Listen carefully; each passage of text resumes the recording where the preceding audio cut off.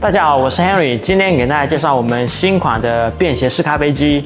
这个咖啡机呢，它整体重量是1000克左右，它拿在手上是非常有质感的。首先我们可以看到，我们整个机身呢，它是不锈钢材质，做了拉丝的工艺。这个是盖子，也是不锈钢。然后这个是我们的分水瓦，是滤杯。这个是分水瓦，这个是粉瓦。然后我们是有一个比较独特的设计，就是做了反向萃取，就是这边是吸水的，然后我们萃取的液体会往这边上来，就相当于我们的摩卡壶。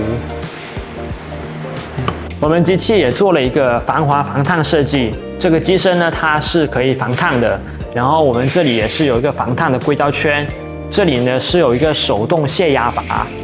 可以扭开，在萃取结束之后可以扭开进行泄压。然后我们这个是吸水的，就是把这里的热水吸干。我们这里的水杯呢是做了真空的工艺，倒热水进去的话，它不会很快的失温，能让萃取达到标准的92度。然后我们可以看到我们的配件是非常齐全的，首先是这个压粉锤。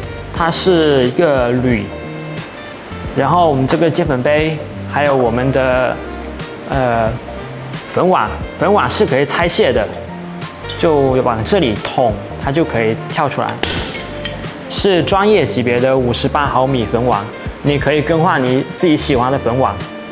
这个是我们的水枪，大概可以放100毫升的液体，然后我们也可以当做我们萃取完之后，把这个液体倒到里面去品尝。我们整机是可以很快的拆卸的，清洗是非常方便的。这个是我们的便携包，里面配备了一个滤纸。滤纸的话，它就是防止一些细粉会残留在我们的分水碗上面。我们咖啡机呢是有 IPS5 防水系统，直接用水龙头冲洗就可以清洗的。我们这款便携式咖啡机呢，无论是在家用的场景，还是在户外的场景，它都是非常适合的。首先，它是整体是很小巧的，也有一个便携包，比较适合户外。还有就是它清洗比较方便。那我们这期视频就讲解到这里，有什么疑问可以直接联系我。